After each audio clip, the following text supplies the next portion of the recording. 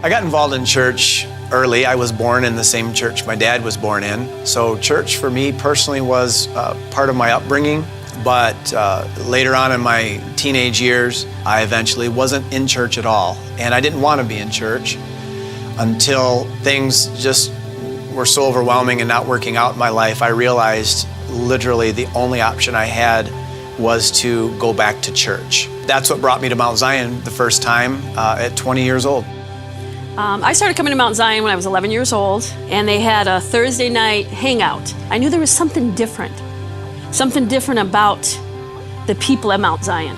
Coming from being a really broken little girl with a lot of wounds, I thought, man, I need what they have to offer.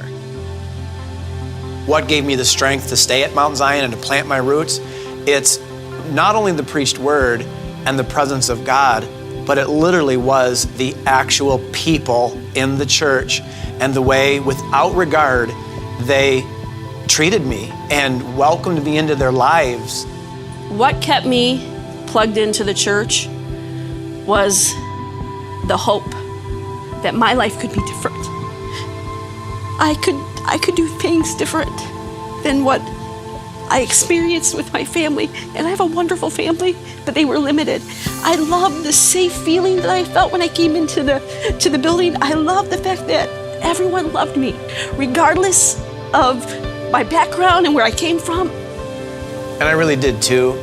I know that for me, I so desperately wanted to be somebody different than who I had been, or at least the way people saw me. And because I carried that weight inside, and I seemed to believe there was an opportunity at Mount Zion to be someone different, that it made me cling to it, saying, this has to work.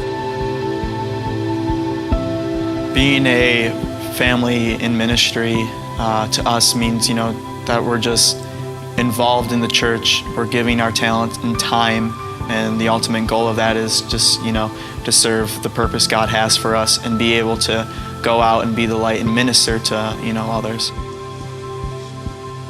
Bonnie Covarrubias said she prayed and God gave her a word for each of her children. And the word that the Lord gave me was that our children would be trees of righteousness planted near the living water. In Mount Zion, that's where you find the living water. The Spirit of God reigns here. He's here. You have a prophet that hears the voice of God, and we obey and we follow that. And I really believe it was us getting our children plugged in to Mount Zion and keeping them rooted.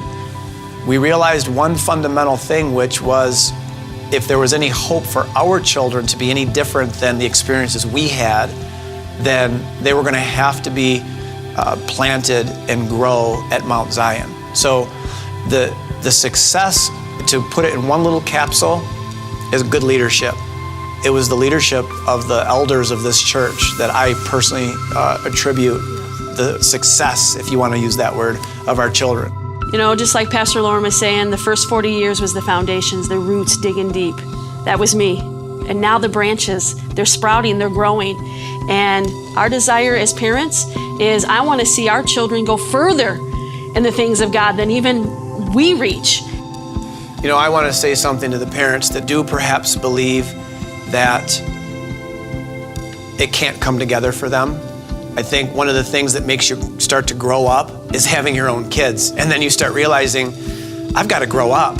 I've got to kick it in gear because I'm now affecting someone's life. And I know that for me, being a parent, although I was excited about it, I couldn't help but think, God, what do I have to give them, because I've messed up so much. And because I've messed up so much, there's no way I'm going to be able to pull this thing ahead in a way to give them something of value.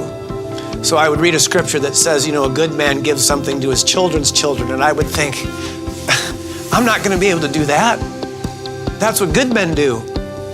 I'm trying to play catch up here. And I just want to encourage every parent that it's never too late to let the Lord work in your heart and spirit. Even parents that have adult children, it's not too late. You can do something and allow God to do something in your life and in your heart that will directly affect your children's welfare, even if you have grandchildren.